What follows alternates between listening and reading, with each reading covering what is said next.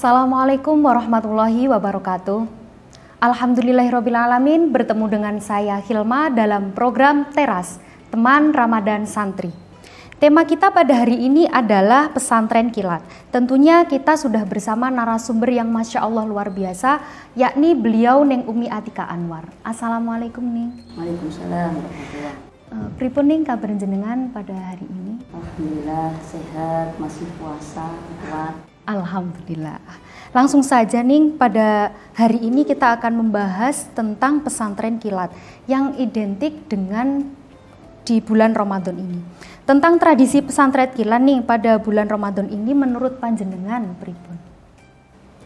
Pesantren kilat ini kan sudah berjalan sangat lama nih, karena memang dulu itu karena satu pondok pesantren salaf itu kalau Ramadan libur, sehingga biar tidak nganggur beberapa pondok itu mengadakan satu program khusus untuk Ramadan saja yang isinya cuma ngaji. Jadi untuk mengisi Ramadan biar tidak melakukan hal-hal yang mubadir, biar tidak melakukan hal-hal yang tidak ada gunanya, sehingga kemudian diisi dengan ngaji. Dan itu dulu memang biasanya anak-anak yang santri-santri yang rumahnya jauh seperti Sumatera, seperti itu kan tidak pulang biasanya karena transportasi juga sulit kalau waktu dulu itu, sehingga daripada di pondok nggak ngapa-ngapain, akhirnya diadakan pengajian yang seperti sekarang kita kenal dengan pesantren kilat.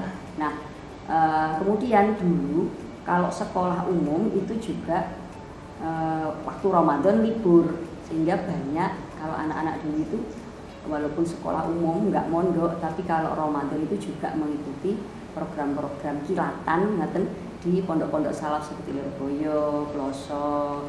Tujuannya yaitu tadi biar selama Ramadan itu kegiatannya positif. Namun beberapa tahun terakhir kemudian pondok Ramadan ini hanya diisi santri-santri pondok salaf saja, karena sekolahan umum itu kalau Ramadan masuk seperti biasa, tidak libur. Jadi itu sangat membantu anak-anak santri yang misalnya dia nggak bisa pulang, atau misalnya dia mencari kegiatan selama Ramadan. Dan ada lagi yang ikut pesantren kilat itu tujuannya untuk nembel, karena ada beberapa kitab yang dibaca kiai waktu Ramadan itu merupakan pelajaran yang masuk kurikulum di sekolah diniyahnya dia.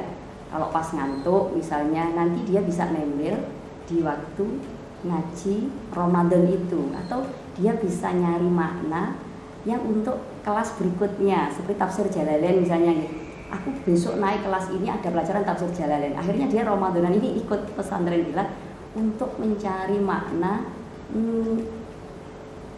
buat pelajarannya dia di tahun depan gitu. Jadi lumayan, itu sangat lumayan, itu membantu sekali memang. Selain dapat barokahnya kiai-kiai, dapat barokahnya kitab para mu'alif, Ramadannya juga tidak nganggur, kegiatannya positif. Kalau yang buat nembel berarti kitabnya juga penuh, punya stok makna untuk tahun depan juga. Itu bagus sekali kalau memang bisa kita lakukan. Dan itu menurut saya, Mbak. Intinya agar kegiatan di Ramadan ini lebih bermanfaat. Biar kegiatan di Ramadan ini lebih bermanfaat, nggak cuma tidur, walaupun tidur itu juga ibadah bagi orang yang puasa. Tapi kalau kita bisa mengisi dengan kegiatan yang lebih bermanfaat, mengapa tidak, kan? Lalu pengalaman jenengan sendiri nih tentang ngaos kilatan ini dus pundi? Kalau kula pribadi itu tidak pernah kemana-mana. Kalau teman-teman santri, teman-teman saya itu banyak yang Ramadan ke Pangitan misalnya, Ramadan ke Sarang itu cari barokahnya Mbah Mun, kalau di Mbah Sahal di Pati, Mbah Abdullah Fakih di Langitan gitu ya, Langitan. Nah itu cari barokahnya beliau itu sambil cari pengalaman pondok, sehingga kalau masuk di pondok awal tahun itu kita bisa cerita, oh di Langitan itu begini, pondoknya begini, masih enak di sini misalnya gitu ya, masih enak di sana dan lain sebagainya. Tapi kalau kula pribadi itu nggak pernah kemana-mana Mbak. Kula itu kalau Ramadan itu tetap di Muqtadiat. Nggak tahu kenapa, mungkin saya kurang berani mengambil tantangan untuk nyantri di mana-mana. Jadi kula kalau Ramadan ya paling pol iki Ramadanannya di Muqtadiat di Lirboyo. Nggih, karena teng mriki niku kan sampun era digitalisasi. Nah, menurut jenengan pesantren kilat era digitalisasi ngaji niku dos pundi? Nggih. Era digitalisasi itu boomingnya kan 2 tahun yang lalu ketika pandemi itu, di mana kegiatan yang memobilisasi banyak orang, yang di situ kumpul banyak orang itu dilarang kan sama pemerintah waktu itu karena penularan COVID yang sangat tinggi, sehingga anak-anak yang di pondok juga dipulangkan biar enggak kumpul jadi satu di pondok. Kemudian pondok-pondok Ramadan, otomatis kegiatan pondok Ramadan Kilatan itu juga ditiadakan, waktu itu dilarang. Memang akhirnya salah satu solusinya adalah dengan mengadakan pondok Ramadan secara online kan, sehingga teman-teman santri yang ada di rumah walaupun tidak bisa mondok Ramadan di pondok tetap bisa ngaji dengan para kiai melalui media-media sosial, ada yang dari YouTube dan lain sebagainya. Dan ini luar biasa sekali, sampai sekarang pun masih dilakukan walaupun di luar bulan Ramadan, karena kita bisa ngaji dengan siapa saja dalam satu waktu tanpa harus berpindah tempat. Kalau dulu saya Ramadanan, misalnya kita Ramadanan di Lirboyo, tapi pengen juga Ramadanan di Sarang misalnya, kan nggak bisa. Pengen ngaji sama Mbak Mun, pengen ngaji sama itu kan nggak bisa. Di Lirboyo saja, di Lirboyo itu kan semua kiainya ngaos. Misalnya Yai Atok ngaos sendiri, kitabnya sendiri, Yai Kafa di pondok, di asramanya Yai Kafa itu sendiri, di Indo itu sendiri. Sehingga kalau kita milih kitabnya kan bisa milih ngaos di Yai War. Tapi di jadwal yang sama ada kitab yang kita pengen yang ada di Yai Atok. Ini kan nggak bisa kalau dulu. Tapi dengan era digitalisasi ini kita bisa dapat semuanya ini di tempat yang kita nggak usah kemana-mana. Sekarang kita ikut Mbak Yai War. Nanti malam kita nyetel aja YouTube-nya Mbah Yatok. Nah, tinggal nendel, tinggal ikut. Nah, itu sampai sekarang masih dilakukan walaupun tidak dalam Ramadan. Sehingga teman-teman santri itu sekarang tinggal milih mau ngaji kitab apa, sama kiainya siapa, misalnya Gus Mus, Pak Yim Mustafa Bisri dan Gus Baha. Itu memang salah satu efek dampak positif dari teknologi ya, memudahkan kita untuk mencari informasi, untuk menambah ilmu itu bisa dilakukan dengan cara yang mudah. Dan sekarang itu banyak sekali, nggak hanya cuma ngaji kitab, seperti program nyantri kilatnya Ning Sulfa Jogja itu, kemudian ada Ojo inisiatif yang punyanya Ning Najhati Sarma, itu ada banyak sekali. Itu bukan untuk santri saja, tapi untuk teman-teman yang masih sekolah, teman-teman mahasiswa ini bisa mengikuti program-program nyantri kilat ini dengan mudah via Zoom misalnya, atau via apa itu. Setiap hari disajikan satu narasumber yang tidak hanya baca kitab saja, sehingga Ramadannya lebih berwarna. Ilmu-ilmu agama ini disajikan tidak hanya dengan cara klasik, tapi juga dengan cara yang lebih menarik, sehingga anak-anak generasi milenial ini, Gen Z katanya, ini lebih tertarik untuk mengkaji ilmu-ilmu agama dengan cara yang berbeda.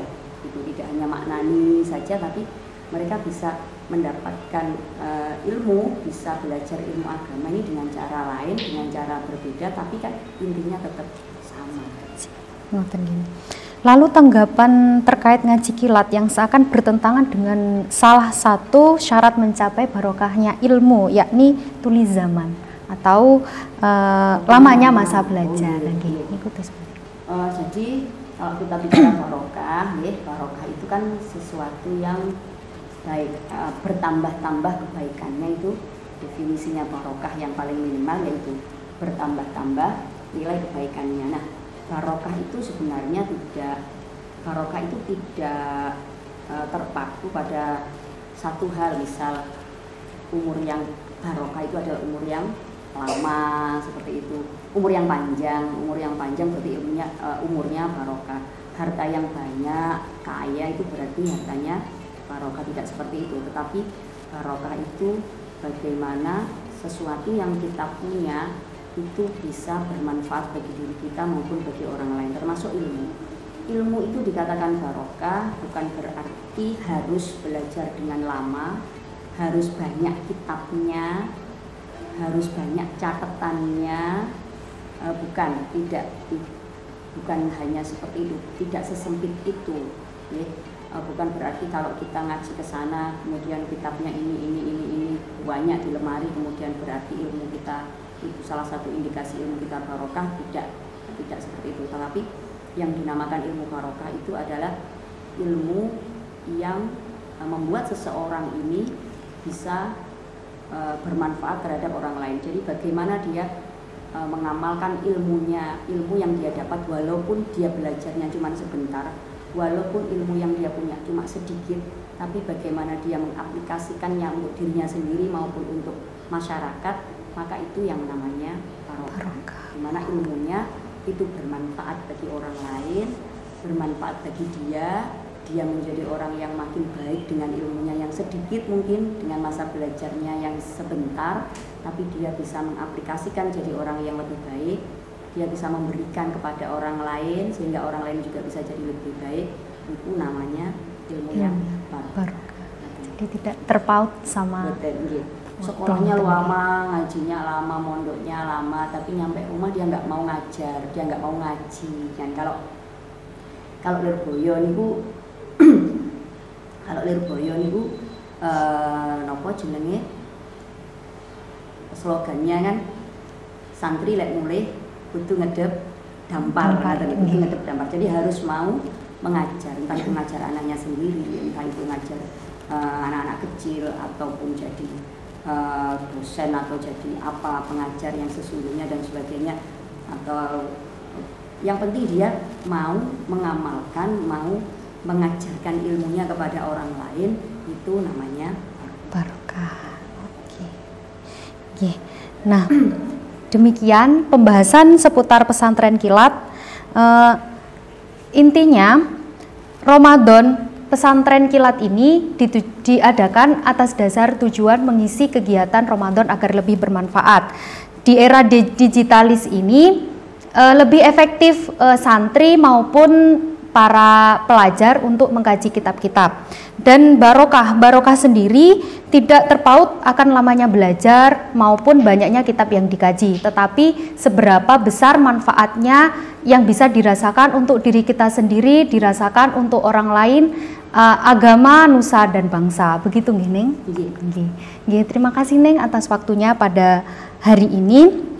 Jangan lupa nantikan episode teras berikutnya setiap hari pukul 5 sore. Saya Hilma, wal afu minkum. Assalamualaikum warahmatullahi wabarakatuh.